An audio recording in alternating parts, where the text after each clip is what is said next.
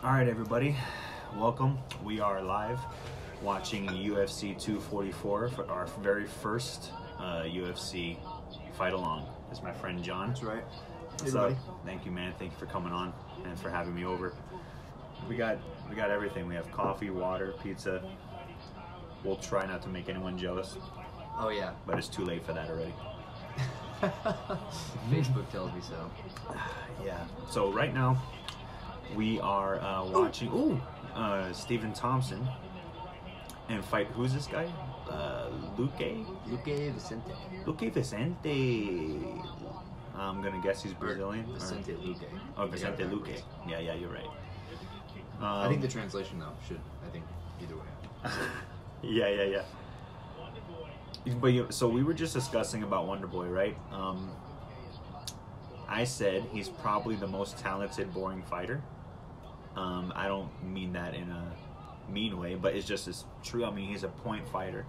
He's not really a finisher at heart, but he just loves playing the distance and just working everybody from the outside. He's eating some kicks though from this guy. Well, it's that karate stance. Yeah, very wide. He's not probably going to check a lot of them. Somebody else worked him with kicks too. I forget who. Really worked Wonderboy with a bunch of leg kicks because he just stays wide like that all the time. Right. It's hard to take him down that way. Yeah. Ooh. Because he's got that wide stance. But I like this guy. It gets open to the body, which is interesting because Luque is a ground fighter, Brazilian, so he's got great ground game, but he is outstriking Wonderboy and pressuring him against the cage. I like what he's doing because they're throwing leather. He's not afraid to stay in front of Wonderboy and just kind of like trade with him because he knows what's to come. I like him. I wonder how Stephen Thompson's coach likes working with him, only because he's been doing karate for so long that the longer you do something, the more autopilot you have. Yeah. Right. So I wonder how much he's able to change, because he's gonna have to if he's gonna keep winning. He's faced top guys and has yet to really stake a claim on contendership that's within the top 5. Yeah, man. It's just we were just talking about a guy that we like, Brad Tavares. Like people like that are like gatekeepers to divisions. So we have up and comers that are like probably new to the UFC and they want to try to see how they do at a certain division. People like Brad will kind of welcome them, because Brad is like, ranked number 11 or something. Probably gonna welcome people to the division, but I see people like Wonderboy kind of welcoming people to contention. So exactly. If give someone, give me a guy in the top 10, you'll get Wonderboy. Yep, and he's just been kind of that guy now ever since he had those 2 fights with Woodley. Now it's like, okay, how many chances are you gonna get at the strap? Right. Like.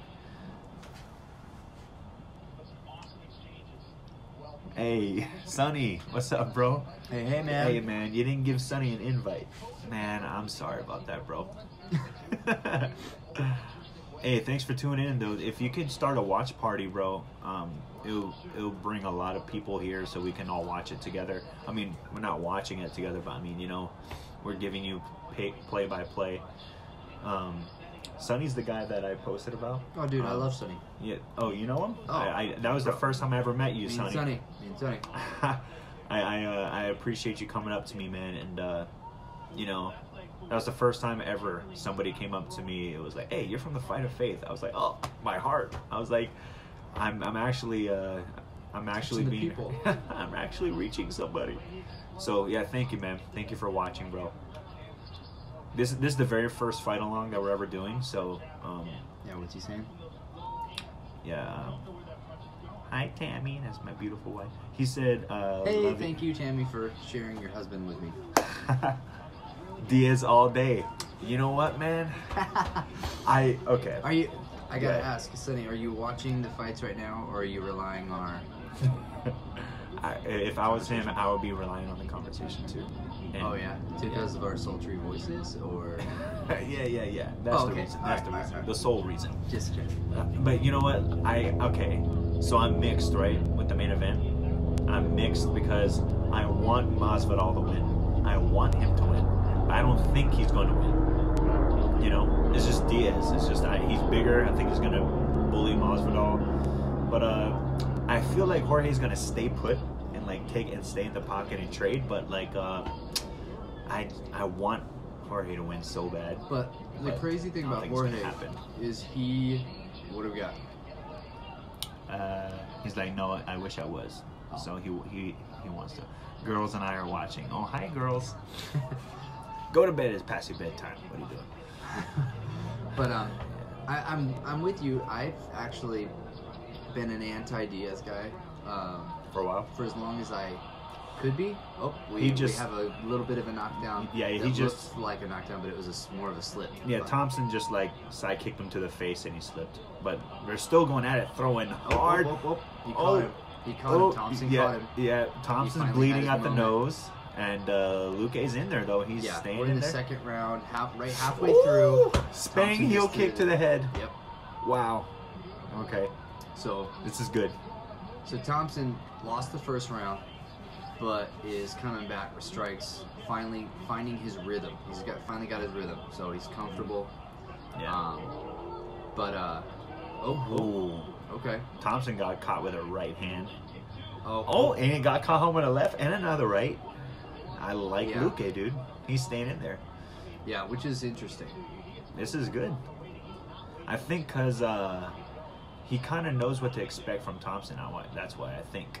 He's giving him heavy leg kicks in the front leg, like just keeping him guessing. And that open body. I mean, when you have that karate stance, you are asking for body shots. Yeah. You know what I mean? Right. So the hooking left hand to the body is always going to be there. I mean, the left jab is there all day long. Hey, I have some people on here. Who's watching? Let me know who's watching. I got Sonny. I got Tammy. Who else is on here? I got like a few people. Let me know. Type some questions. Let's do the fight along together, y'all. UFC 244. Thank you for tuning in. But Sonny's had a good point. He said that he likes Diaz. He's going for Diaz all day because he has heart. But I'm not gonna doubt Masvidal's heart either. But I know what you mean. I know what you mean, though. Oh, Luque's getting pieced up now. Oh my gosh, this is a good fight. They're taking turns, man. Yeah, it's great. It's a really good fight. Yeah. Wow. But I think that what Sonny is pointing to isn't necessarily heart. I would call it grit and pressure. Yeah. Days. Always coming forward. He's got a gas tank, dude. That, is unreal. And we'll find out, right? Nate Diaz with a fight with what's his name? Tony Ferguson. Oh, that would be sick. wild. Two guys. That'd be sick. That would be a lot of ground game. But you know what? But it would be exciting. I would love to watch it. Where the heck is Tony? They got KP. Hey, buddy. Literally was like, oh yeah, the podcast is live tonight. Hey, thank you, bro. Hey, thank you. We got 7 people. Come on, somebody. Hey, everybody that's watching, please start watch parties. If you don't know how to do that, YouTube it. I don't know. But it's better than, because if you just share it, people can still see it. But the watch parties are more effective because you can. It's almost like a chat box that you make on YouTube, on Facebook. Hey, what's up, Sammy? Thank you for tuning in, man. Johnny's watching. Oh, dude, we're getting some folks up in here. So we've reached the end. If you're just tuning in, we reached the end of the second round.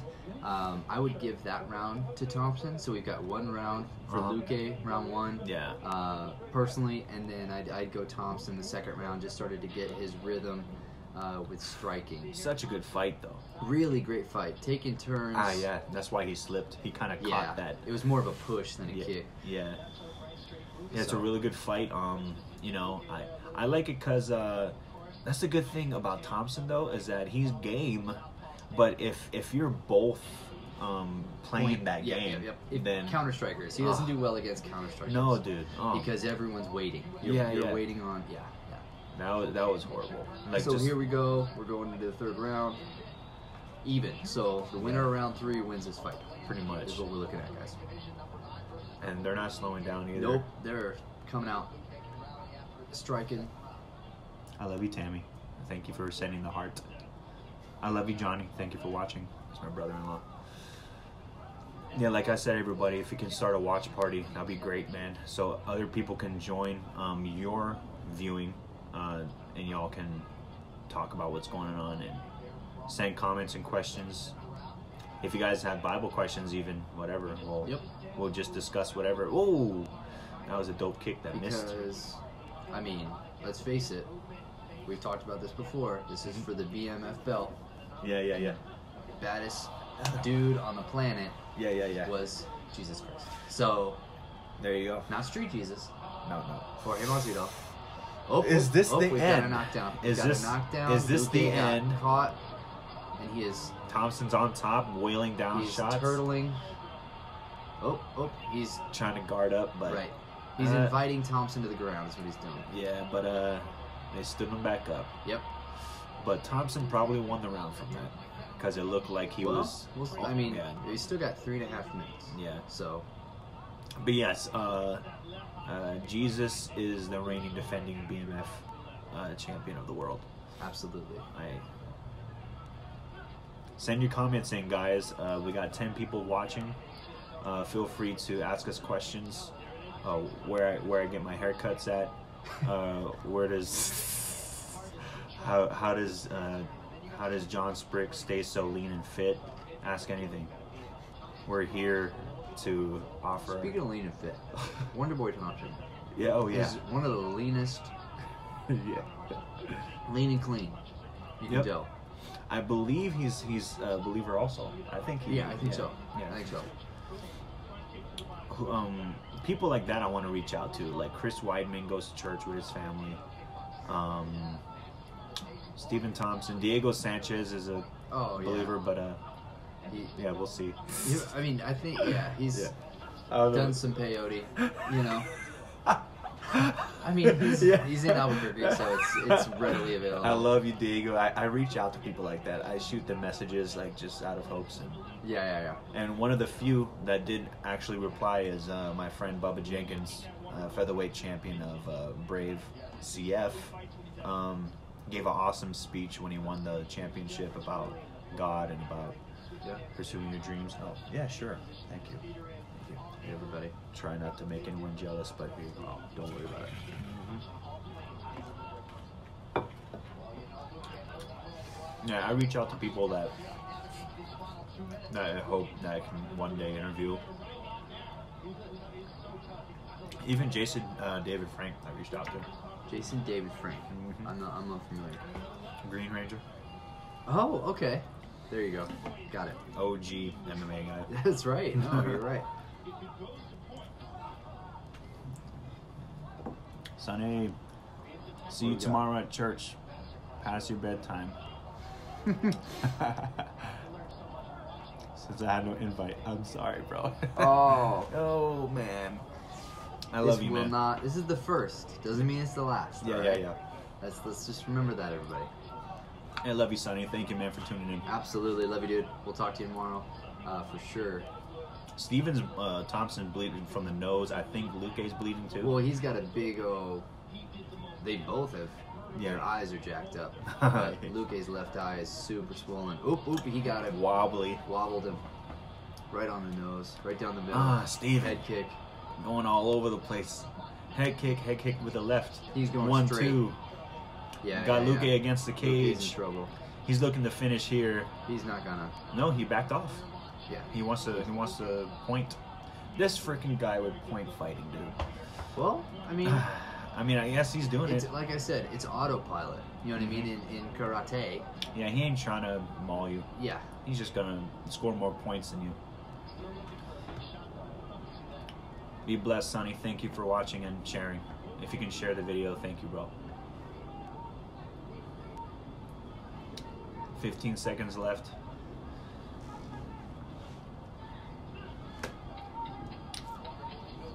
This is a good fight, though. Yeah, no, exciting. Yeah. I'm a fan of Luque now. I'm a fan of the guy. Oh, I'm gonna follow him now. Sometimes when you don't have an expectation about a guy, Uh-huh.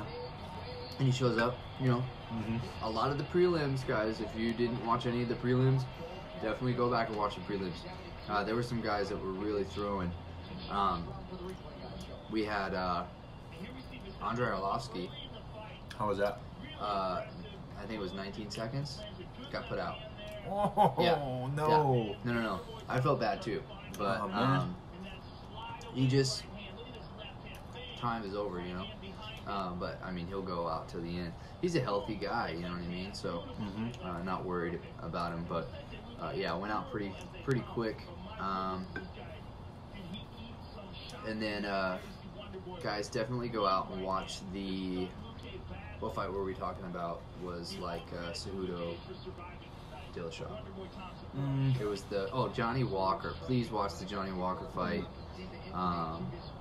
Yeah, you'll see kind of the UFC's plan to make the weight class exciting again kind of didn't work once more. Ron Holly, what's up, bro? Thank you for blessing us with Your viewership. Yeah. I was gonna say presence, but you're not here. Jenna, I love you, sis. Thank you for tuning in. If you guys can share the video or tag people that might be interested in our live stream about UFC 244 or start a watch party, that'll be great. Just so other people can join in and comment on what's going on. How you guys doing today? How is you guys' weekend? Are you guys going to church tomorrow? Hope so. Ask us some questions. What's your favorite fight? What's the best fight of the year? That's what KP just asked. Fight of the year? Oh boy. Let's see. What have we had this year? That's what we gotta find. We gotta kind of. Because if I'm thinking about this year, I can't think of anything. Right. I know my favorite fights, but this year, it hasn't been that good of a year, has it? It hasn't. Yeah. I think you've got good fighters this year. Wonder Boy won by decision, obviously. Yes, yeah, that we saw that coming by the second round. Wasn't sure about it after the first, I'll be honest. Yeah. I was questioning. But no, Luque got a bunch of fans today. They're doing a really long hug and talking. Okay. Yeah. Good job. Let's see. This year, but for a favorite fight this year, I don't know. Adesanya, Kelvin. That was a great fight. Yeah, that was probably the best middleweight fight, like one of the best middleweight fights ever. Seriously. Yeah. That was one of those fights that I would have said, okay, either way it went. You know what I mean? So, yeah. What else we got? I think I would do... Derek, what's up, buddy? What's up, Derek? Derek? Let us know how you doing, Derek. Comment below, man. Yep. Hope all is well. We're watching UFC 244. Oh, there he goes. There you go, Thompson. Wonder Boy giving some love to the real BMF, Jesus Christ. He's like, thank you, Jesus. He just did one like this, but I just thought he flipped us off, but he didn't. Thank you, Jesus. Uh-oh. What? Yeah. Steve, Wonder Boy, what are you doing? Let's be careful. Yeah. Rose Namajunas, all right. What happened to her? That's a great question. Frankie Edgar. Dude, okay. Who's her? Hold on. Before we go to Frankie. Yeah. We've got Rose Namajunas, her guy, what's his name? Pat Barry. Pat Barry. The sickest leg kicks I've ever seen in the UFC. Period. Any weight class, any fighter. He submitted, well not submitted, he ended 3 fights in his career by leg kicks. 3. Yeah. Name one other fighter who's ended fights with leg kicks. I can't think of one. He's in Not that much. No, probably the only one after him would be Aldo, because Aldo finished Faber with just leg kicks. Fair enough. Okay. Yeah. So, but we're talking high level dudes, and he just couldn't. I don't know if it was especially with heavyweight though. Yeah. I mean, insane. Sick kicks. But you know why I remember Pat so well though? Not only because I'm a fan of Rose, so he's always around training her. But Right. That's her husband. But it's because the greatest comeback in a fight was Czech Congo. Oh my God. Czech Congo. If you never saw that video, please watch this video, folks. Yeah, Please. it would motivate you to live your life to the fullest. It's probably on YouTube at this point. Yeah, because sure. it was a while ago. Yeah, So, yeah. Look up Pat Barry Czech Congo fight. If you feel like you have been knocked down, okay. If you feel like you've been knocked down, whatever the case may be, just watch that fight and go, okay, I can do it. Yeah. You can do it. I'm not going to tell you who did what. Just watch the fight. You'll be on the edge of your seat. Yeah. Did it end in the first round? Or no? Was it the third round? I don't remember what round that was, but It that was wild. That was way. so Please intense. Yeah. do yourself a favor and watch that fight. Not do yourself a favor. Favor. Hey. See what I did there? Yeah. 'Cause Uriah Faber's a fighter. So Yeah. that's why. You know, I met him at Whole Foods before. Did you? Yeah, I that was the first fighter. Well, that was the only fighter I ever met in public. I met fighters at like expos and stuff, but I was literally walking at the Whole Foods at Town Square, and he was a coach on the Ultimate Fighter. So when he came in with the crew, he had his team shirt on. Was this for Dillashaw McGregor, or was this like way back when he was like literal? It was him. It was way back. Okay, it was probably 2011 or so. Okay. 2012. But so we went on that road, but we did also see Frankie on the screen. Frankie Edgar. What were you gonna say about Frankie Edgar? So he's one of the gatekeepers that I was referring to, because now, like, here's a guy that's always falling short, not of contention like we were talking about before, but now he's just falling short of gold, like always. Ever since he lost the title, like he's always come this close to getting it. He's fought for the title I don't know how many times. He's the Michael Bisping. Yeah, pretty much. Like he's considering going down to 135. Good for you. You know, I mean, like, whatever you can get, man. Yeah, I mean, but there is that line of just like, should you just quit already? And then you have to go against Cejudo. How's that gonna work out? Yeah, I don't know. But he is bigger than Cejudo, but like, I think a lot of people are, and they still don't stand a chance. No, that's the thing. It's like, another great fight was the Gray Maynard series. Oh, man. With Frankie Edgar and Gray Maynard. Gray Maynard, Edgar, both. But was it 2 fights or 3 fights? Shoot, I don't know if it was a trilogy. I don't know. But those 2 fights, at least, if not all 3, if there were 3, I know that there were 2. Incredible. Another one where you think something's gonna end and it just doesn't. So. Ever since then, no one questioned Frankie Edgar's heart. For sure. Or chin, or... Yeah. I think the only time Frankie ever got finished was when he got caught from Brian Ortega with an uppercut. Yes. I think, because he went up against Chad Mendez, and I'm like, whoa, Chad could throw some leather and Frankie could catch one. But he put Chad out in the first round. That's another guy. Slouch. Yeah, and like, to see people like this, okay, where's Chad? But also, like, definitely on juice of some sort. Yeah. I mean, the dude is just absolutely ripped. Yeah, he's jacked. Like, 145 was perfect for him because when he fought Conor, he was winning the fight against Conor until he got put away. Yeah.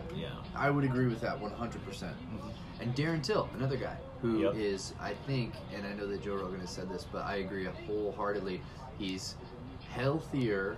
This is his weight class. You know what I mean? Yeah. He will probably see better Darren Till tonight than we've ever seen, only because he just is healthier. He doesn't have to cut. I think that people don't understand what fighters go through to make weight. And some of these guys, absolutely, you can die. You can die. Yeah, someone has died in, I think, in one championship. So that's why in Asia they moved everybody up one weight class. Yeah, automatic. Yeah. So if you were fighting at 155, like nope, you're going up to 165 or 170, whatever they got up there. Is like just to prevent this, and they do hydration testing, and they don't do that at the UFC. But what they do is they vitaminize them. They create for the 3 days prior to the fight or 3 days prior to weigh-in. They give them all of their supplements that they need to make sure that they get through their weight cut. Right. And for folks that don't know, what happens when you cut weight that can be dangerous is you're literally saying every bit of water I need to get out of my body. The problem is the fluid and the membranes that surround your organs are very much, a high percentage water content. And so when you are just getting rid of every bit of water so that you can cut as much weight as you possibly can, you're also cutting away the membrane that surrounds your organs. So that's why people die, is because they take away the protective layer on their organs, and it results in organ failure. Yeah, it's too dangerous, man. Like that's why Joe Rogan is not really about it. He always talks about how dangerous it is, and it's not fun, now here's something interesting that I heard Darren Till say. He said he had trouble making 185 because he actually he gained weight. Yeah, bulked up. Yeah, he bulked up. He used to fight at 170, which is a miracle that he would make that weight. Oh, dude, unbelievable. But he's so and huge. Still compete. Knocked out Wonder Boy. It's kind of like how Conor would go down to 145.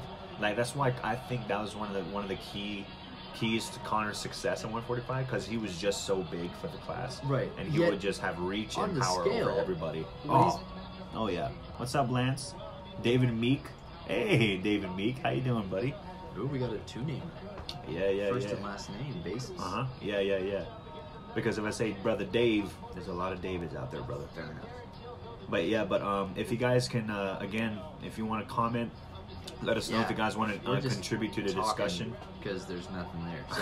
So, folks are making their way to the ring right now. So Darren Till is just coming in, and then we'll have Kelvin walking in probably about 15 seconds. So that's where we're at the moment. And we were talking about weight cutting. Darren Till said he was having. I don't think he's only 26. We all forget that, how young he is. Super young. And, wow. And I think that, and for him to be so successful where he's at right now, I think even if he loses this fight, I think he's still future champ potential. Oh, dude, he's big. He's a big guy. He's just got a great physique for fighting. Yeah, he's blessed in the chest, bro. You know what I'm saying? I said that to Drew at the gym. I'm like, bro, you're just blessed in the chest, aren't you? He's like, huh? I'm like, yeah. You got some chesticles on you, bro. He's got big pecs. No, I call him chesticles. So, it's funny. Oh, dang. Yeah. So we were saying, when they were showing Kelvin walking in the building, super smiley, kind of like Justin over here, right? Yeah. But right now, he's walking in, and he looks like an action figure. Like an angry G.I. Joe action figure. He's ready. He is in what some would call beast mode. Yeah. He flips that switch good. Yeah. Because even when he fought Weidman, he was hanging out with Weidman during fight week. He was chilling. Yeah. No, that's his thing. I mean, he can fight anybody. He doesn't have that you're in my camp, I can't fight you.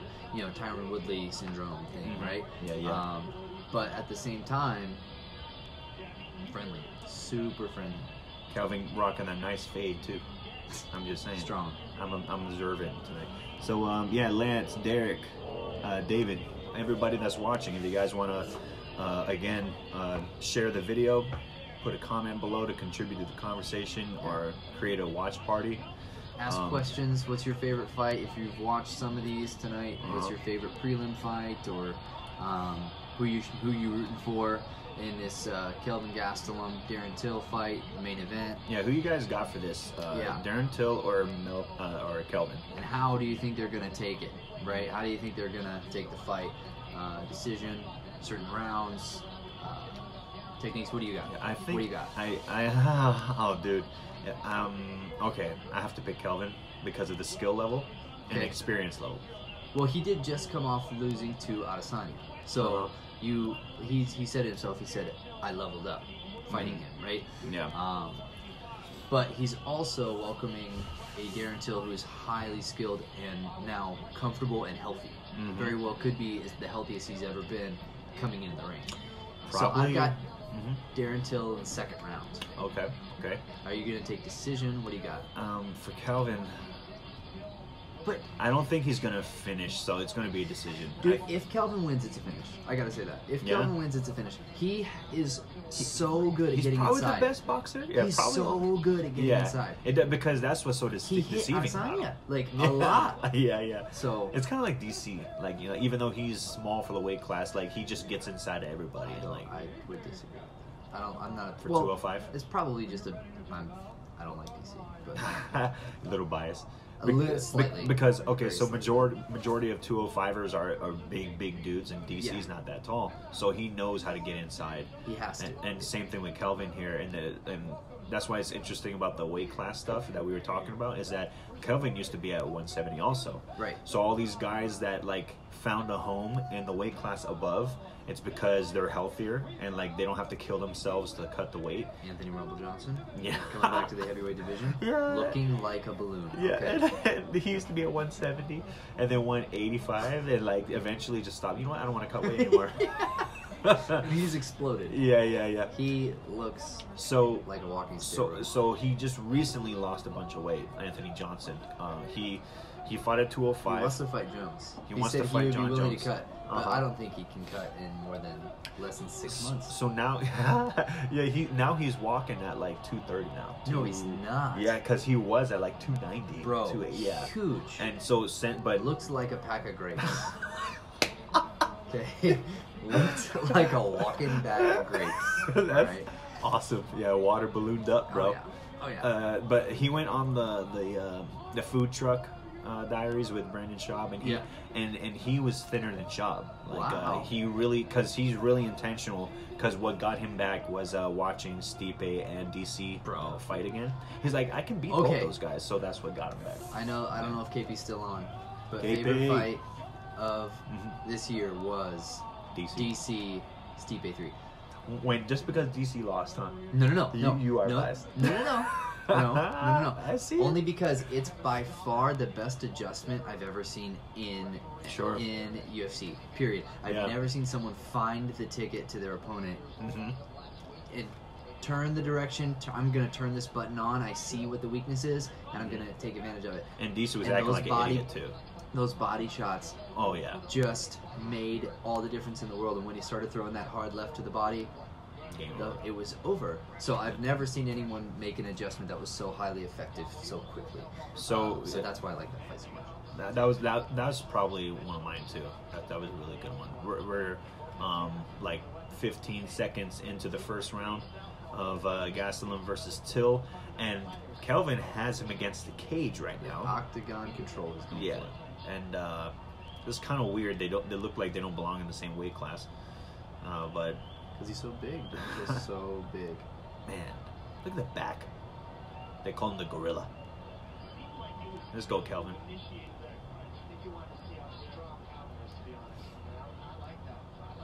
But yeah, Kelvin's feeling him.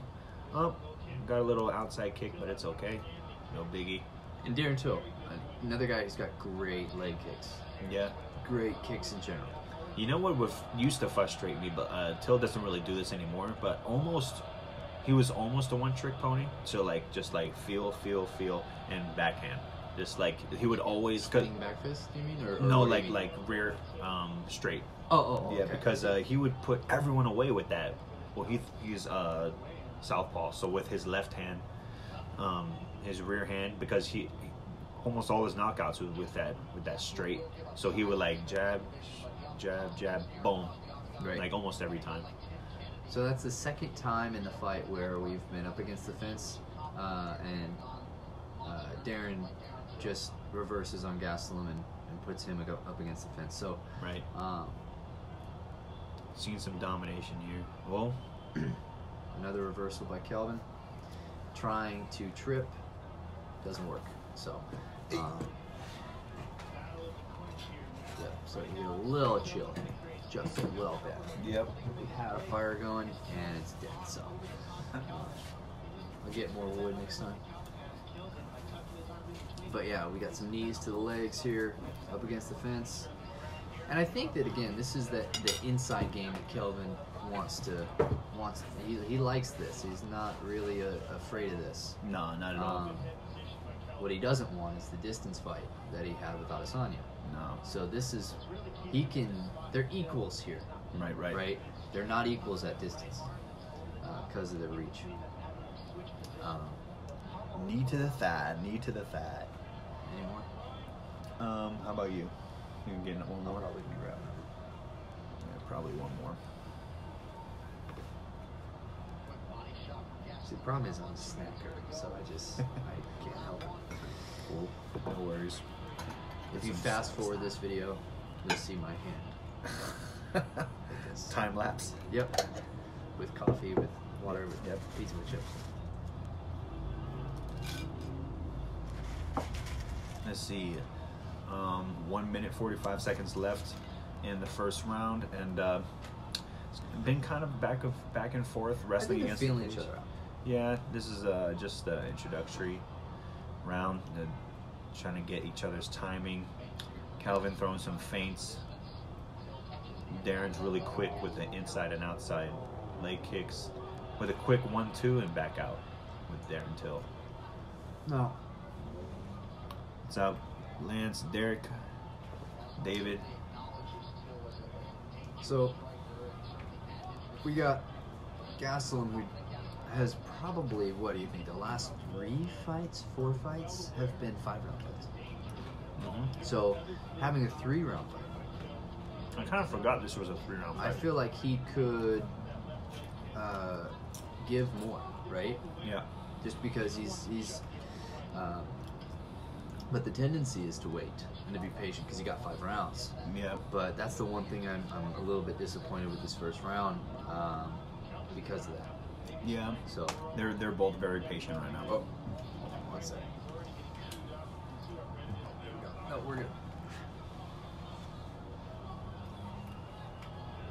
Yeah, I don't know who to give this round to. Yeah, it's tough. 20 seconds left in the first round.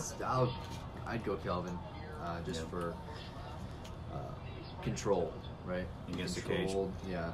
Initiated a lot of that inside stuff. I wonder. I'd like to see the stats on landing shots. You know what I mean? Because I don't think they're almost even. I think Kelvin might have a slight advantage there.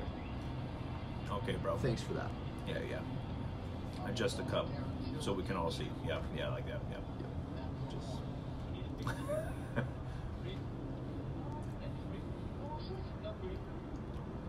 You know, I got reached out from Diamond MMA, and they want to do an interview on my podcast about the upcoming products they have, and I'm down. The contact I have, I think it's Stephanie. So if you guys are watching this, shout out. But the whole inventory of their lineup is all cups and jock straps. That's their thing. That's her thing. Yeah. So I went to the website. Their thing is protecting everything. Yeah. That should be their tagline. Marketing. Copyright. Let's go. Yeah. Marketing. Yeah. So I'll do consulting. Where it's our thing to protect your thing. Diamond MMA. Yeah, so because I went on the website to check out what they got: shirts, shorts, gloves. Oh cool, yeah, let's have these guys on. And yeah, I just see cups, jock straps, and which is cool. I said with a name like Diamond MMA. I mean, yeah. Diamond MMA. What are you gonna think their products are? I mean, it's maybe supplements, right? Yeah. I think it's probably because it's hard as a diamond, probably. The cup. The cup. The cup. Yeah. Uh-oh. Whoopsie. Nope. Dude, Till is really having an issue. Maybe he needs to contact Diamond MMA. Yeah. Diamond, reach out to Darren. Yeah. Okay. No, for real. Yeah, he was like complaining about his cut for some reason. Yeah, during rounds. He He didn't even want to sit down. I wonder if it's because of something going on. Yeah. Although, if he got a cheap one, Yeah. that's the issue. I think a lot of guys don't. They get the cheap one because it's easier. But the one you tie and all that stuff, I guess, is a lot of guys say that it's less comfortable, sure. You can't but use, it ain't going anywhere. Yeah, It's you can't use the grade 5 cocoon, baby. You gotta use the diamond MMA, bro. Hard as a rock. The cup, that is. So it's 3.5 minutes in. Thank you for that. You're saying a potential sponsor of mine. Right. Yeah. Yeah. I understand. Yeah. And I know they appreciate it. Yeah. Man, these guys are boring. They're just standing there. Thanks for that. Oh wow, they instant transmission to the cage. Oh, we got some dirty boxing inside. I'm surprised that he hasn't done more of this. Yeah. Oh, we got a poke to the eye. Oh man, he pulled a DC. The eye doctor. Yeah. I think it's a wrestler thing. I ain't gonna hate that. If you look at Jones, DC. Good pawn. Yeah, I'm just saying. Oh, No hate against wrestlers or anything, but boom, right there, right in the eye. ooh, come on, man. God, it's too common. Kelvin knew it though. Kelvin, super apologetic, man. So. Oh, great leg kicks. Look at the redness on Kelvin's right leg. Whoa. Yeah, that's a big welt. Oh, and some more. And the great guys are the ones that can just. This is where I think Darren sets himself apart. I make KP laugh, and that's what matters. Oh. Thank you, bro.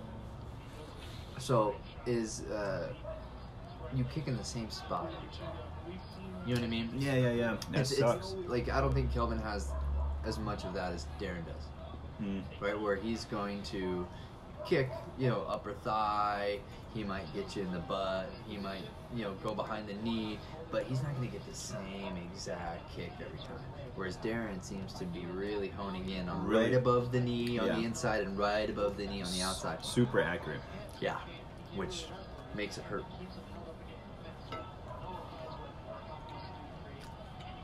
These guys are back and forth against the cage, man. That against the cage wrestling is just. They're kind of topped out against each other with the wrestling. Come on, Kelvin. I need more action from you, bro. Oh, yeah. Again, he's used to 5 rounds, so he should have his output should be so much more. Yeah, 10 significant strikes for the round. He's That's cruising. it. 10. And a minute and a half left of the second round. You need to do more work, bro. Yeah, Till's got way more output, which is just crazy. I don't understand. To his defense, it must be hard to pull the trigger against someone like Till because he's also a counter striker, and he's like switching stances as we speak, like just letting them know, like, however you want to come at me, I got an answer for you. Yeah. That's why he's just throwing kicks. So you don't really want to making him think twice about coming inside now. About a minute left in the second round. KP, let's see what he said. What do we got? Yep, tell me. Where do you guys see MMA in 5 years? I feel like have Hunger Games coming soon with all this CrossFit and MMA. Working those chips to that salsa. Just, hey, I'm here to do work, bro, and I'm working those chips and salsa. But now, speaking of that, KP, with MMA, the craziest thing I've seen, I think it was last year. I don't know where, but there's team fighting. You ever saw that? No, that's exactly what's going to happen. Because they're building crazy. more facilities in China, more facilities. They're going to put one, in Khabib's backyard. So what's going to happen? End of second round. Thank you. Is we're going to start seeing teams build where you aren't ranked, you're not necessarily like I guess almost like they had a league that did this way back before the UFC was popular. I can't remember what it was called, but you had Ken Shamrock had a team of 8 fighters, one fighter in each weight class, and then they would have events where it's this team against this team, and they would have maybe 4 of the 8 people fight, you know. And this is, I think, what's going to happen is if you want to get into the rankings, you have to go into this farm league.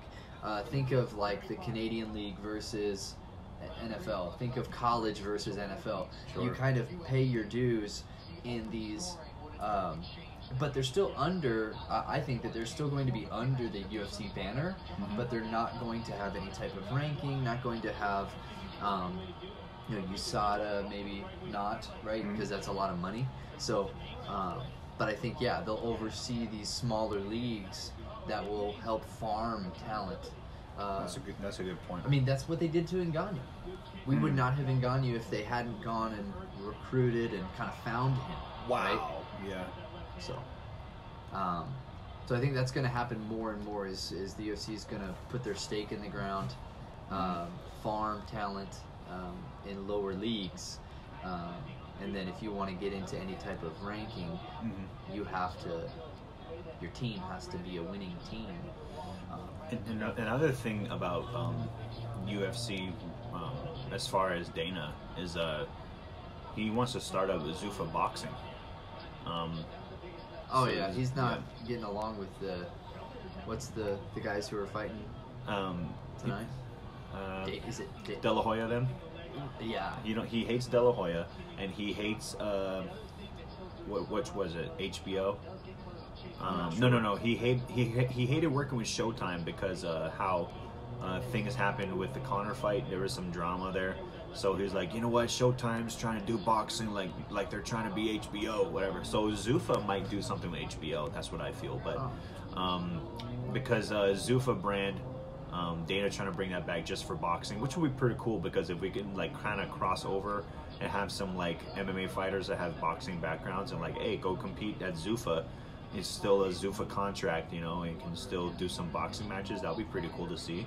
Well, I think that you bring up a good point, because how cool would it be if we've got Zuffa that is representing fighters who are great boxers and need to kind of establish other skill sets. So while they are trying to get into the rankings of the UFC, they're competing in boxing matches.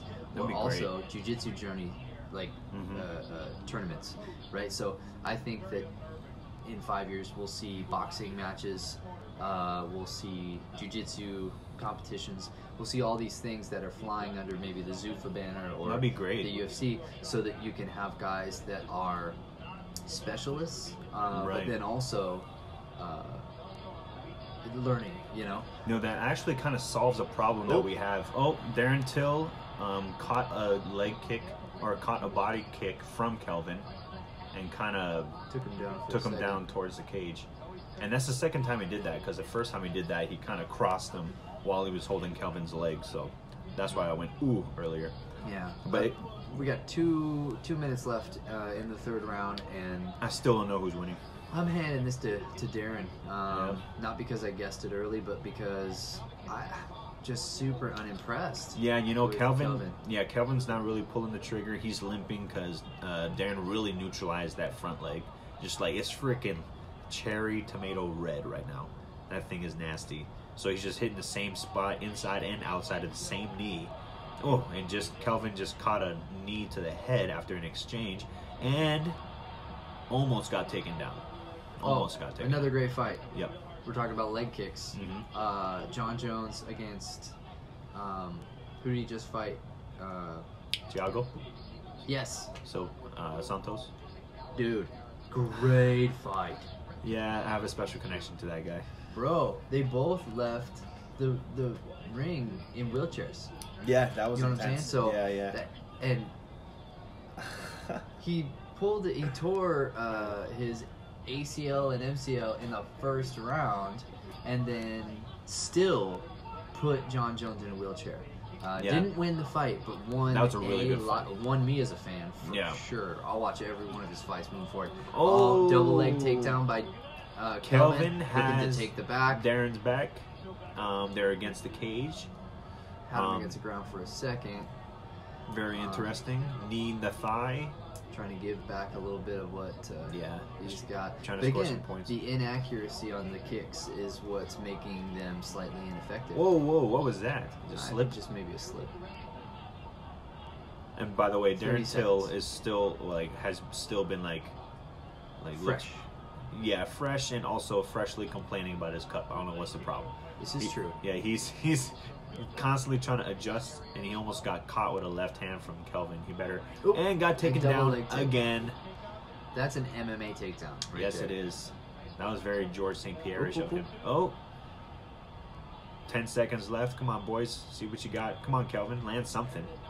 Come on, bro. Nope.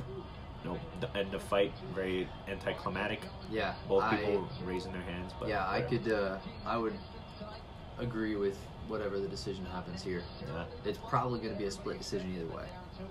What do we got? But same comment from KP. You know, one thing I forgot to mention about in 5 years, what was super realistic. We need to have jiu-jitsu in the Olympics. I don't think that's happening yet. And jiu-jitsu is very rudimentary to MMA. I mean, like with Hoist Gracie coming in. Yeah, that's what started it all. With everyone like coming in with their own martial art. Like, wow, this guy's undefeated. He doesn't look like much. I want to learn what he's doing. That's how the Gracie jiu-jitsu movement pretty much came about. And now Eddie Bravo is taking over the game. Yeah, with 10th Planet. He has EBI going. Now they have combat jiu-jitsu where you open to slapping and open palm strikes. So he's kind of evolving the whole jiu-jitsu game, like with heel hooks, leg locks. All those guys are like taking the whole Gracie thing to another level, in my opinion. But that's what needs to happen if we want to see MMA grow as a worldwide sport. Jiu-jitsu would be in the Olympics far before MMA would be anything in the Olympics. Absolutely. Yeah. So I think that's the first step. Yeah, and Kron Gracie just got absolutely owned. Yes, he did.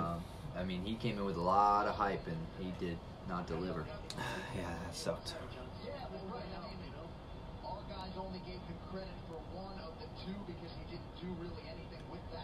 Man, Kelvin, love you, bro, but I don't think he won this one. He's disappointed. You can see on his face, he's not too happy with his performance. I think Darren was just very good at remaining as a puzzle that Kelvin couldn't solve. Like we didn't let him inside, and when he did, he reversed position. I think Darren did everything right. For sure. Yeah. Wow, good for you, man. I hope Joe doesn't ask him what's going on with his cup. He might. I'm surprised it's still in there. It'd be the first thing to get rid of. It's gonna be a 29, split 28 till.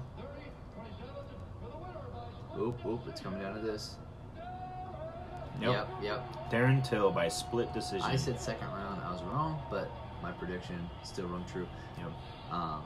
But split decision here, guys. Yep. Wow. Good for you, Darren. Yeah, for sure. Again, we've got the healthiest Darren Till we've ever seen. Yep. Right? And this is just his entry.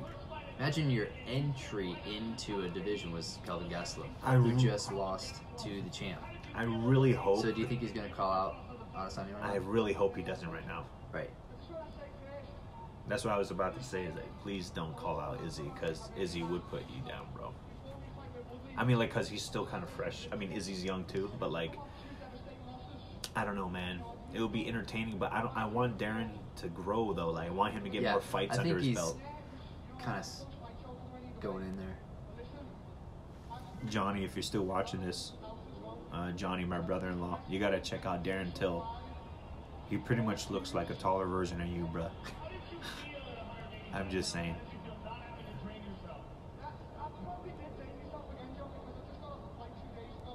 Michael Bisping hates this kid.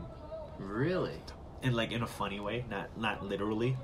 He supports him because they're both from UK, but they're like, if he beats Kelvin Gastelum, he is the most talented middleweight fighter to come out of. Because Kelvin beat Bisping. Yeah. Wow. So that's why Bisping's like sour about it. Well, Bisbing, thanks for. Sorry, bro. Thanks for the years. But yeah, you might have to come out of retirement and see who's number one out of UK now. Let's not. Bring your fake eye. Let's not do that. And his new knee that he just got. Bro. So we got Darren Till giving a pretty humble acceptance speech. Yeah, man, good for him. He's not full of himself anymore. No. Street Jesus baptized him with that that right hand. Sent him to the shadow realm, is what he said. Yeah, he did though. Jorge Masvidal. That's my guy, dude. And that's just so you guys know, Jorge Masvidal, AKA one of his names is the Street Jesus. Because he looks like Jesus. He kind of looks like a South American Jesus. Yeah. If Jesus were South American. Yeah. The Mormons, he was. I don't know, man. Like, no. As far as the main event. Yep. I don't know. Here we go. What are your predictions, guys? Give us your predictions. Yep. Sorry, the cops are looking for me right now. Hold on. Yep, helicopter. Hold on. They are. You didn't tell anyone I was here, right? I may have put it on Facebook. Come on, guys. Bye. Gotta run.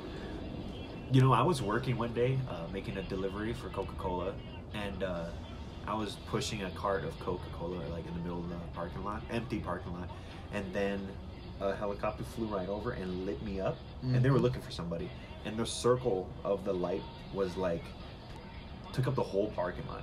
I was like, if someone's trying to run, there's no way they're gonna run from this thing. Like I was just thinking that. I was like, and they put a spot on me and they kept going because they were looking for somebody in the area. Right. I was like, I'm just working, you know. Yeah. But they didn't believe me, so I spent some time locked up, right? Because I told them my delivery. Oh, dude, I didn't told realize them there are 3 championship bouts on that December 14th card.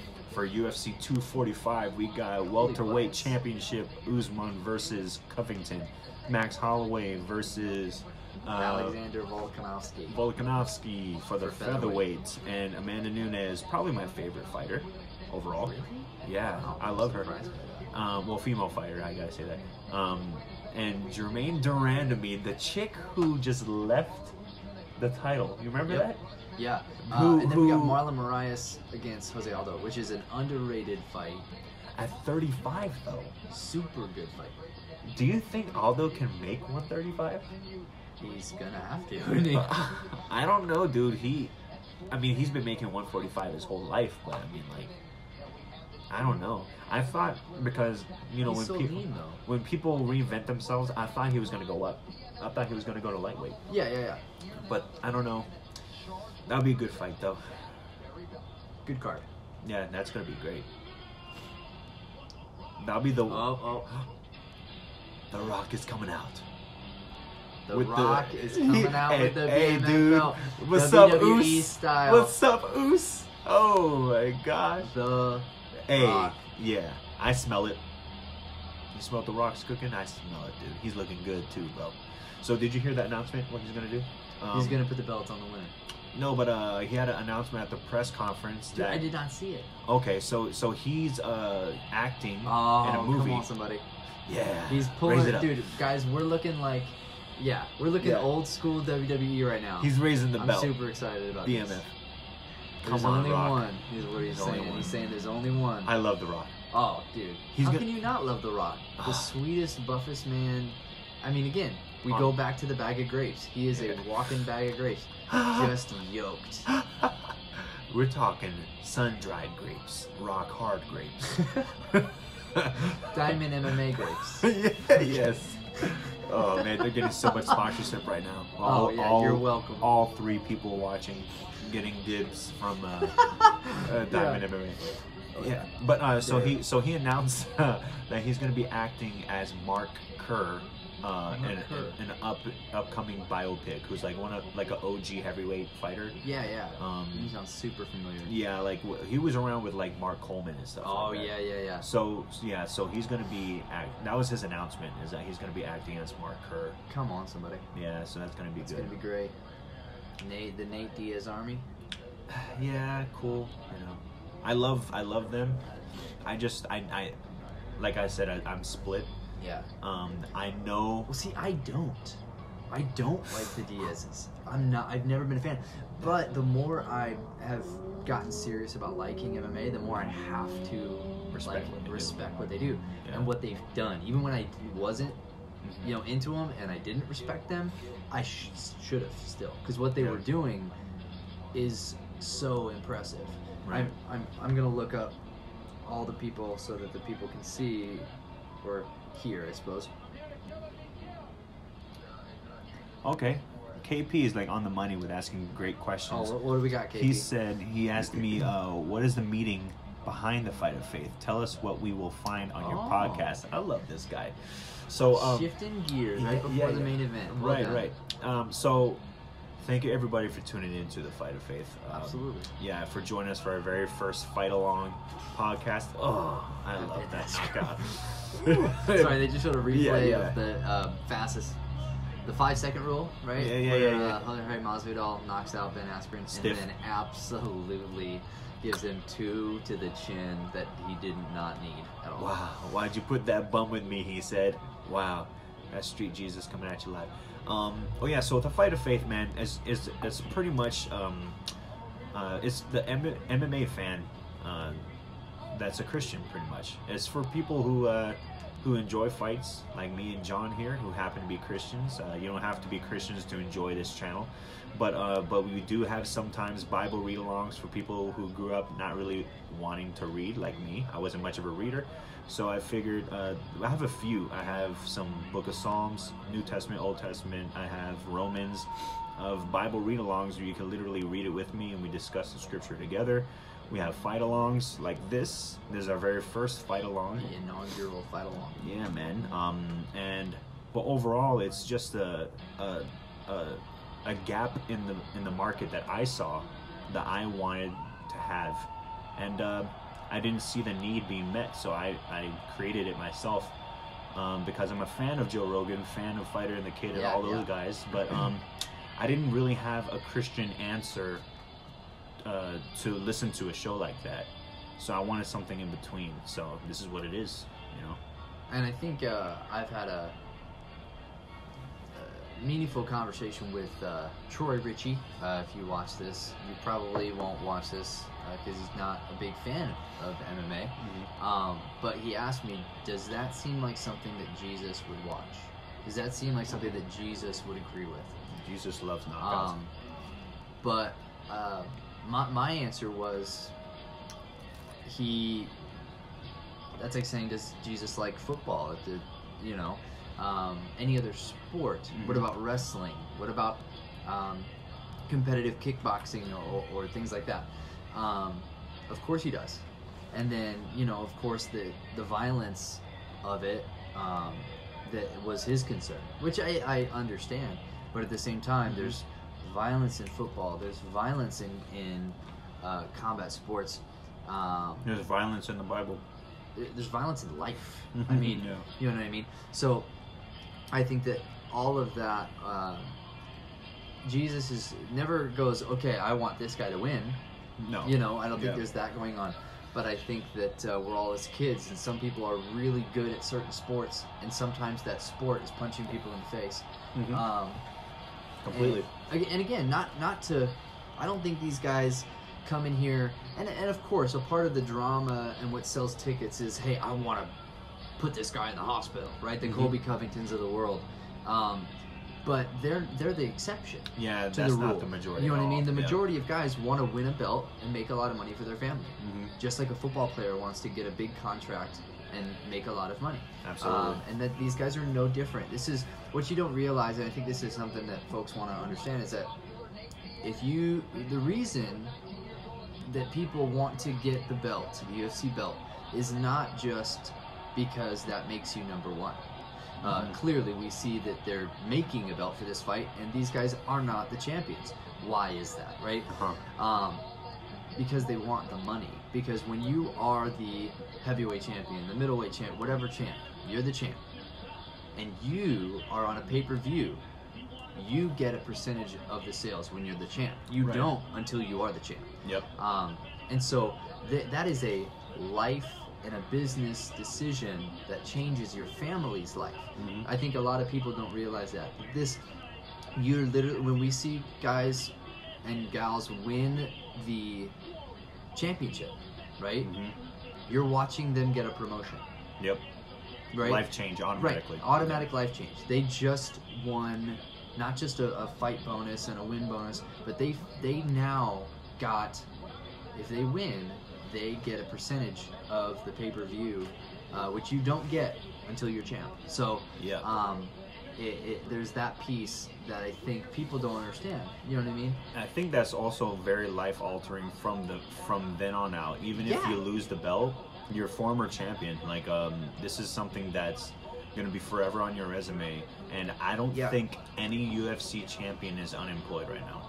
Like any former UFC champion, like if your foot has been in that game, you have some skin to where you can probably have a commentating job, or you can we're going all the way back. I mean, you can go. Rich Franklin was a math teacher, and then he became champ, and I don't know what he's doing, but I mean, you know what, he's one of the part owners of one FC. There you go. Right. So it just doesn't matter. So that's one thing that people got to see the business side and understand that it's not just we're not watching modern day gladiators. A lot of people will say that, and they're wrong. This isn't modern day gladiators, where Dana's going, finish him. No, there's none of that. This is not Mortal Kombat. You know what, I like the answer that Bubba Jenkins gave on on the other podcast. If you want to watch his testimony, very powerful testimony. But he said that he's all about it because he saw, when he reads the Bible, he sees men of war, right? And he sees men that had a call from God to conquer. And that's literal in the Old Testament, to where like literally God would tell them, here, go destroy this tribe. What? Like this is that was a reality back then, you know, like to see how God is able to, you know, that's not going on right now, but I mean, like, that's definitely putting perspective on what does God think about violence, you know. It's just so was it that God didn't like those people? Right. No. I think I think it's a good conversation that we had before about how righteous God is, right? How, and what you pretty much were one of the people that like shifted my paradigm of what righteousness is, how God righteous is, that he's upholding his side of the agreement, of the covenant that he established, that we pretty much established with him. Not we chose. We chose that. So, we always remember that the violence in the Old Testament is not a reflection of God's character; it's a reflection of the Israelites' character. It's the reflection of the people that he chose to be in covenant with. And that's so important. When people talk to you about, oh, God wanted murder and God wanted sacrifice and God wanted all these things, absolutely not. God didn't want those things. No. We did. Right. We wanted those things. So just remember that. Yeah, because we didn't like the offer that he gave to us. He's like, we don't want to meet you up on the mountain. We don't want you to be our king. You know, no, make us a king amongst ourselves. Right. Like, he wanted to create a holy priesthood, a nation of priests, which is Israel. Israel was supposed to be the representation of Yahweh to the world, and they chose, no, we're too used to Egypt. Yeah, we don't want that. We're too used to Pharaoh. Tell us what to do, and we'll do it. And they turned God. They turned God into a judge. They turned God into a punisher, into a worldly or earthly king, as they knew them, instead of just being God. And they tried to do that with Jesus, huh? How Jesus came and they wanted to form him into what they believed the Messiah was supposed to do. Absolutely. So, like, when Jesus came and he's like, no, I'm here to show you the love of the Father. They're like, what? We want you to conquer these Romans. What are you talking about? Exactly. Like, that's why. You know, that's why they were so mad. That's what I think that so many people go, especially if you believe that God controls everything, then you believe that God, Jesus told Judas to go and betray him, and it was this orchestrated puppet strings thing. When in reality, Judas betrayed Jesus for that very reason, that he said, God, Lord, if you're the Messiah, you're supposed to take, that's why they called him Son of David. That's why they called him that. Yeah. Because it was supposed to be another David, another Davidic man king, of war, that would come and conquer the Romans. And I'll finish this off right before we get going here. Right, but he betrayed him because he realized after the woman broke the alabaster jar, we see Judas disagreeing with this. We see, Jesus washing the feet of the disciples and telling you need to be like children, and telling them I'm going to die, and all these things that were not Messiah-esque. And so he said, wow, I'm going to betray him because he's clearly not the Messiah that he was supposed to be. Right. This is not the Messiah that I want. And wow. So he sold him because of that. Again, yeah. That's amazing. He regretted that later, but yeah, which is so sad that but Judas had no place to vent his guilt. Yeah, but that's the power of grace, though. Like that wasn't preordained, like chosen, right? But like God knew that, so He even worked in Judas's fault into the work of salvation that we have. Oh, like to even fulfill the prophecy of that Jesus would be sold for pieces of silver. I'm gonna throw a little soundbite out there that if you we can pick up on this another time. Mm-hmm. But Judas was supposed to write the rest of the New Testament, but Paul did instead. Wow, Judas was supposed to be Paul, but we can. That's a soundbite. That's just a little tasty thing that we can one of those hyperlinks in the glory. Stay tuned next time. That's right, where we talk about not the Gospel of Judas, because that actually is a thing, and it's not canonical, not real in regards to Scripture. But that's very interesting. I thought, and behind that. So that's cool. But here we go. We have the Bruce official Buffer. announcements of Nate Diaz and Jorge Masvidal. And no, it's okay. But drop below of your picks before this thing starts off, guys. Who do you think is going to win the main event of the evening? I want Jorge Masvidal to win. I want him to win, but Nate Diaz might come out with the W by decision. I do not think anyone's going to actually be put out. If anybody's going to be TKO'd, it's going to be Masvidal, because I don't see Diaz getting put away anytime soon. He never... I don't think he ever got stopped, only by Josh Thompson, maybe. I don't know, but I don't think anyone is going to really stop him anytime soon. But comment below of who you think is going to win. I'm going for Team Street Jesus, aka Jorge Masvidal. Again, share if you haven't already. Share the video. Start a watch party. Let's discuss this main event together. And yeah. This has been super fun. I hope everybody's having a good evening. We're just putting the fights together right now. But drop a comment below or drop a question below. Whatever you guys want to discuss about the main event. This is our very first fight along for the Fight of Faith. Shout out to John Sprik for having us. Thank you, bro. Pleasure to have you. And our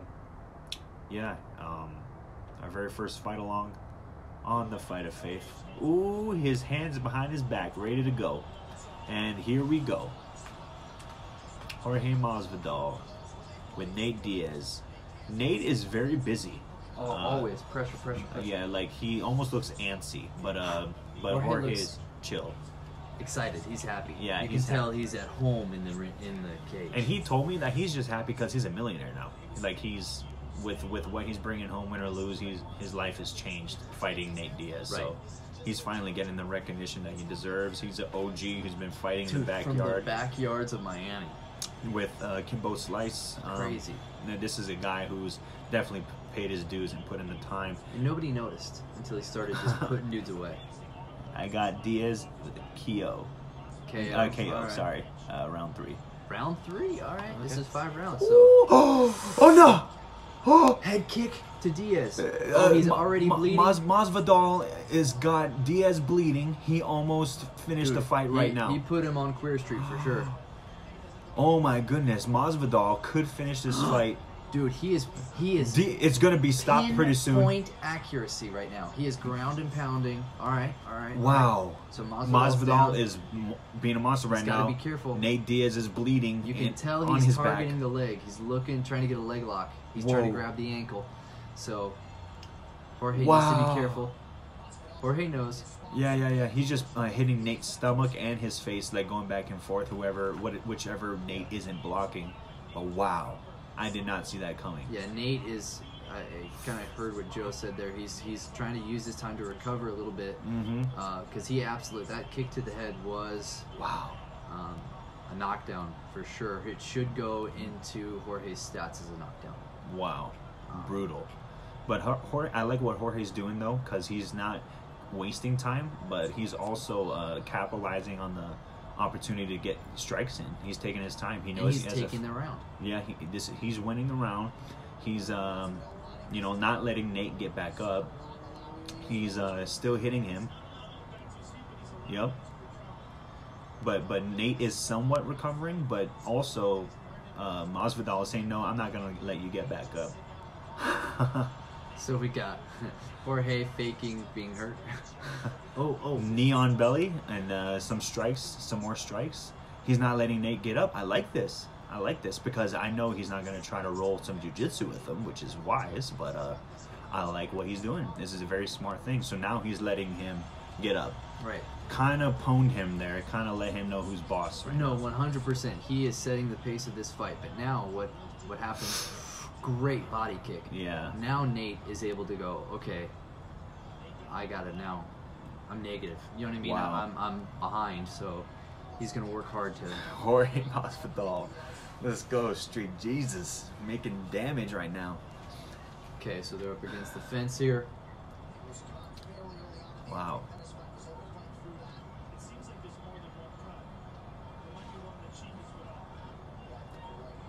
Yeah, Diaz is bleeding bad. Oh yeah, but he's always bled. He's a bleeder. The longer someone fights, the more scar tissue they have in their face. Right. So it's easier to get him open. Sometimes that's deceiving for judges. But I think Diaz is still kind of. Oh! Great left. Yeah. Great left for Jorge. Jorge's blowing kisses to the camera. Yeah. Folks know he's all right. Yeah, he's smiling about it. He knew he got a little caught there, so he's wrestling again with Nate against the cage. Nate getting some shots in. Man, super impressive with Jorge though. Really? Yeah. But time will tell. Right? Yes. It's a 5-round fight, so yeah, anybody can come out hot in the first. Mm-hmm. And that's where Diaz, he starts to warm up. Okay. So. Whoa! What was that? Violent shove to the. Damn! 1, 2, 3 from Masvidal. That super fast. Yeah, he's probably quick. One of the fastest combos I've seen him throw. Ooh. And Nate is just slapping right now. Masvidal's having fun in there, dude. Nate is slapping. Yeah. Masvidal's like in it though. He is solid with every strike he throws. He's solid. Pinpoint. That's one thing that I'm super impressed with Jorge's last 4 fights. Is he does his homework on dudes. Yep. He knew exactly what Ben Askren was going to do. That was not a Conor McGregor, Jose Aldo chance moment, right? Right. He knew exactly what he was going to do. If you look at Ben's fight against Robbie, yeah. Okay, you've got. And if you go back and watch Ben's fight before Jorge, this is what Jorge knew, is that Ben is going to come in and he's going to go like this. He takes down like this. Yep. He doesn't lift down and his shoulders are up and his head is down. And so Jorge knew that if he shoots, all I need to do is throw that high knee. Yep. So. And that's exactly what happened. Exactly what happened. 5 seconds in. I like how much Jorge is mocking Nate, though. Because usually it's the other way around. Nate is usually getting in the other guy's head. But Jorge is just having so much fun. He's just like serious with the exchanges, but in between he's like jumping around like whatever. Yes, yep. Like he's probably having, talking to him in the grappling. He's too. fun. He's having fun right now. So I mean, I think he won Which that is first dangerous. round. I mean, imagine if he beats Diaz easy. That is super dangerous. Right? That's scary. That's super Like, intimidating. that sends a huge message to the division. Let's go, Street Jesus. Come on. He's intense, man. I love it. And see, he's letting Nate come to him because, like, he's chill. Like, he's just standing his ground. Catching, like, Nate with solid shots, though. He's both active and countering really well, which is interesting.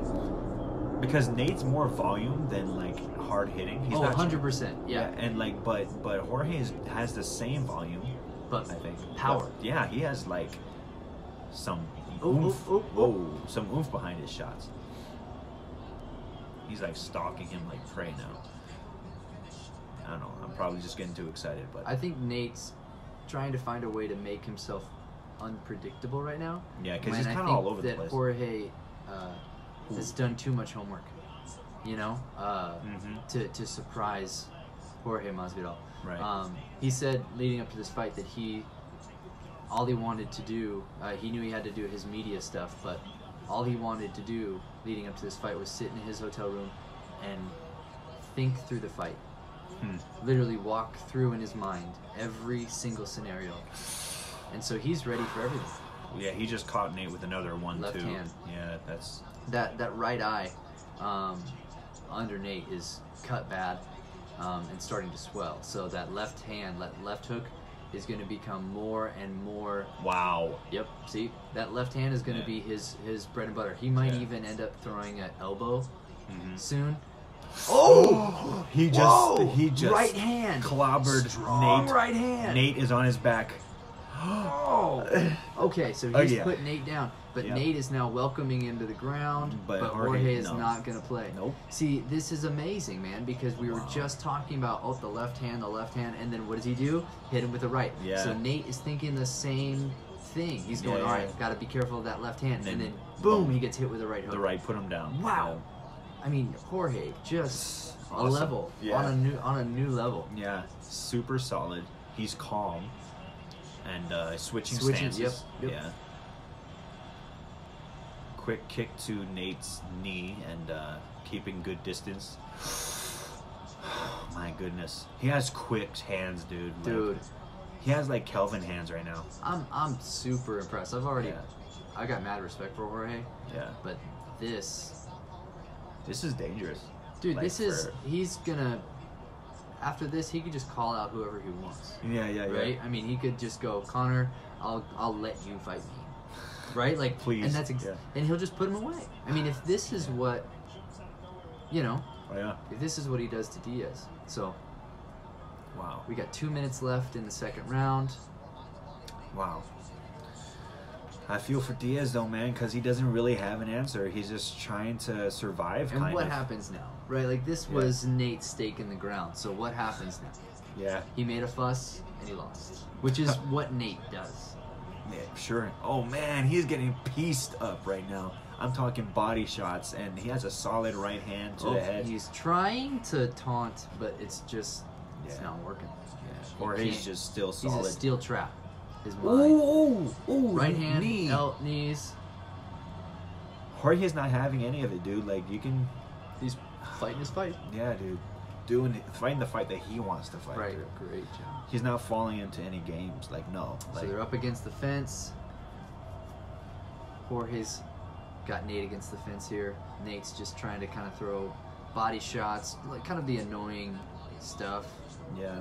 Not much damage, just to stay active. Yeah. So they don't break. Yeah. Dude, he looks tired. I've never seen Nate tired. Probably mentally tired, which is tough. He just got hip tossed, I think they call it, or like a swept. He just got swept on his butt, and Jorge is just on his back, dominating him. No, try to flip him over, didn't work. Reverse. So Jorge's still on his back, and kind of just let him know that he's his daddy right now. and Nate's just kind of lost. He's trying to get a knee lock here. Yeah. Oh. So he rolled him. Oh, nice. Great ground. That was nice. And then reversal from Jorge, then another reversal from Nate. Yeah. Oh, going for a leg lock. He's got an ankle lock here. No, don't let that happen, dude. He's got an ankle lock After here. all this, don't let that happen. But that's the Diaz, man. Yeah. But I think we got the 10-second warning, or 5 seconds now. Yeah, I think we're still good. Good reversal. Good reversal. Ended with an elbow. Dominating. Wow, that was a good. But I think the end of that round reminds people that don't sleep on him. Yeah. You know what I mean? Don't sleep on him. And it reminded Jorge that, hey, maybe I shouldn't go to the ground with this guy. I had the right idea. Let's not. In that first round. Man, super solid, dude. Everything he's doing. I definitely built the fire too early. Yeah. Yeah. It's all right. Next time. At the end of the podcast, I think Nate is doing pretty good. Right? No, it's all right. But no, this is a great fight, folks. No. I'm sure you're walking it through with us. Who do we got? One. Who's our sole survivor? Diamond MMA. They comment, I hear you talking, boy. Talking a mess. Is it KP who's left? Is he your sole survivor? Yeah. Who's watching? Drop a comment. Yeah. Going Thanks to for round. sticking with us. Yeah. For sure. You're one of the real ones. Going to round 3. Here we go. So it's 2 rounds for Jorge for sure. Yeah.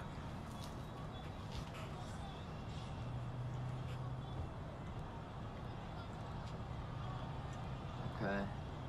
And here's where Nate turns it on, right? I mean, this is where he starts to really kind of come alive. So we should start seeing a more even, and that's what we're seeing. Mm-hmm. Higher output from Nate.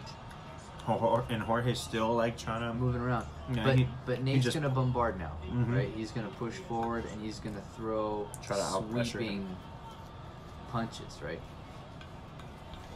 But Nate has survived. But that right eye, dude, is getting super swollen. Oh, he threw that same right punch, that hook, body kick. Jorge's been catching it with that right hand to the face. Like, multiple times. Nate just threw a great combo. Elbow. Oh, that body shot is awful. Masvidal's body, like roundhouse, is like sick. Solid. I mean, he's coming off the ground with all the momentum that he's getting. Oh, good left hand coming in, closing the distance. Jorge's got Nate up against the fence from that left hand. This is great.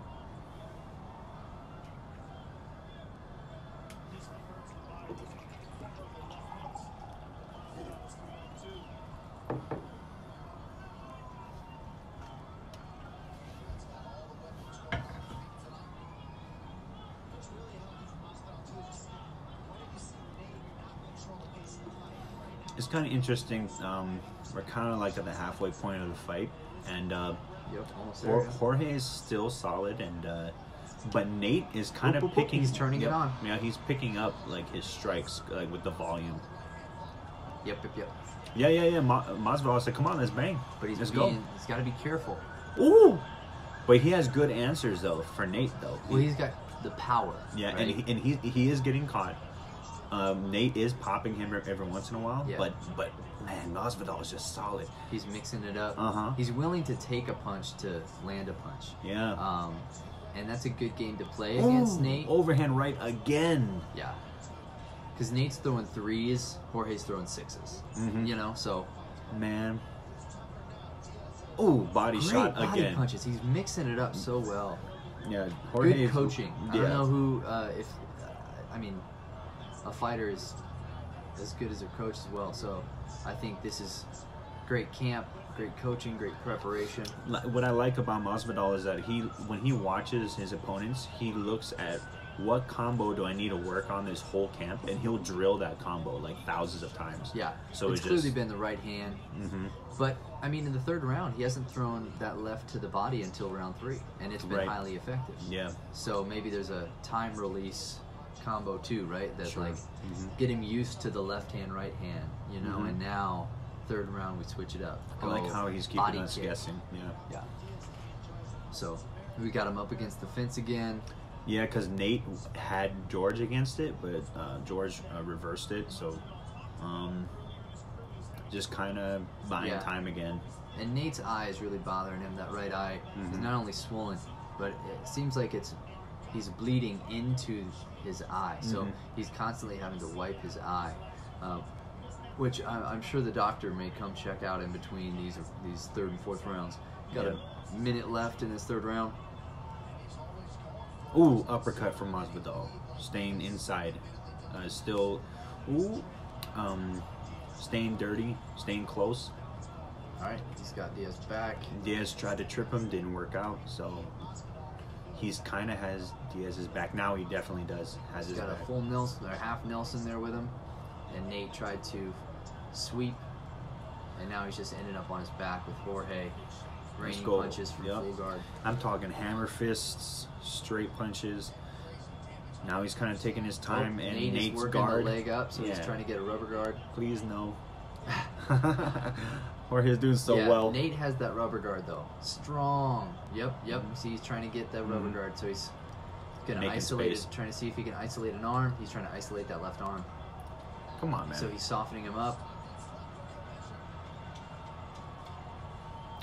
Yeah, just stay there. Ooh. Oop. He's hitting hard. He is grounding and pounding Nate very hard with the last 10 seconds.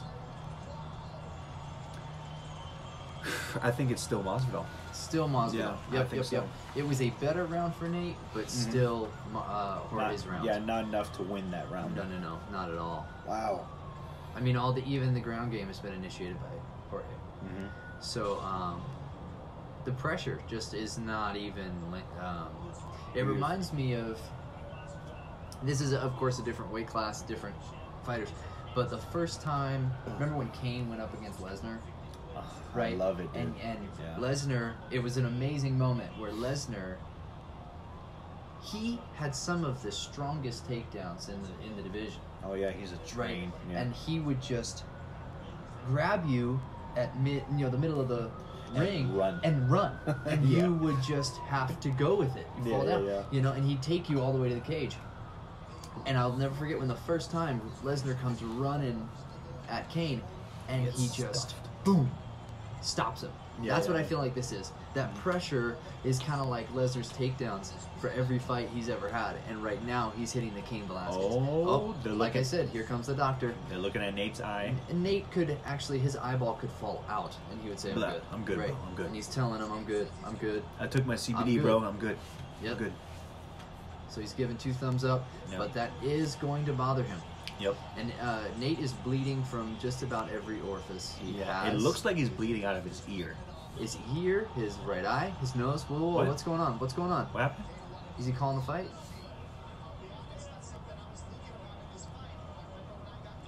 What just happened? They're calling the doctor in? Oh, the doctor's stopping the fight. No, come on. Too much. Jorge's super... wow. I think they're both super apologetic about it. Jorge's trying to get love for Nate here. Jorge, that's not the win he wanted. No way. He's gonna reschedule this. Oh, that doctor called it. Yep, it's the doctor. Wow. There's nothing they can do at that point. The doctor's gonna do it. But you know what though? They're gonna be so pissed at New York. New Yorkers always pulling stuff like this. Because they're a new market for MMA, they just opened last year or so, dang. So the crowd is chanting Scubala. Oh, I thought they were saying BS. They might be saying Jorge, but I think it might be BS because it's a very anticlimactic ending. Jorge Masvidal did win. and my man, The Rock, is looking good, holding the BMF belt. But man, doctor stoppage on Nate Diaz, you don't do that on Nate Diaz. Right. Let the guy fight. I think this is the same thing. Judges have a lot of issues. Oh, what's Dana saying? I think Dana's trying to calm him down, and let him know. I mean, but hey, like, Jorge won. He was winning anyway. Let's say that. Yeah, like, but the newer commissions, man, have this problem with their judges, their doctors. Yes. They don't know how to handle MMA. Right. You know what I mean? They're very referees, boxing oriented. Yeah. All of it. So I think there's a big problem. Yeah. That is just a learning curve for new commissions when they. I forget who, but this has happened before in New York. I forget who. Laceration on his eye. That thing is huge. Yeah. If you guys, probably it'll be available on Google pretty soon.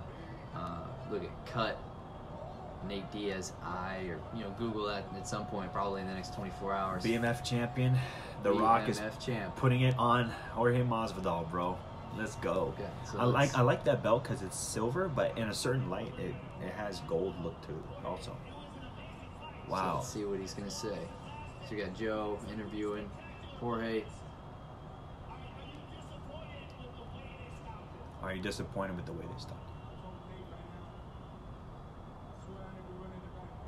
He told them they're gonna run it back.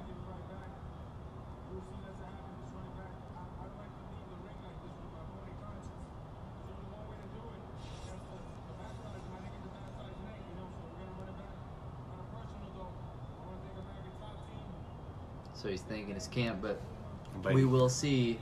I don't think they're gonna run it back though. He told Jorge said he was gonna run it back with Nate Diaz, but I don't think they're gonna let that happen. Why not? But now you've got a reigning, defending BMF champ. Hey, make a trilogy out of this. I mean, we want to make money. Yeah. Don't be booing me. But this will be interesting. It's almost a Conor Diaz thing all over again, right? Yeah. I mean, thank you, Jorge, for doing this, because to your point, Jorge was absolutely smashing Diaz. Yeah. And he's guaranteeing him another big fight. Yeah. So that's, good heart Jorge for, giving him the opportunity, because go back and watch this fight, guys. You want to see textbook domination? Dude. This is what you'll see. He's a technician. I'll call him the doctor from now on. Yeah, I want to strike like Jorge, dude. He is so clean and efficient and strong. Pinpoint. Everything means something. He doesn't throw any unnecessary punches. Wow. That was a good fight. Good job, Jorge. Yeah. Oh, Team Street Jesus. Let's go. Nate Diaz still standing strong. I think because he has a laceration here above the eye and underneath, so it looks like the thing could come off, honestly.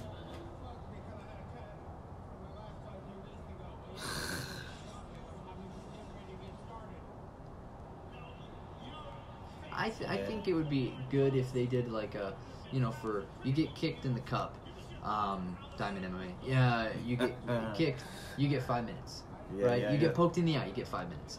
Maybe if they initiated a 5-minute rule where the Stitch or whoever gets to take 5 minutes, glue or whatever, something. Right? Yeah, that could sounds be fair. something where, hey.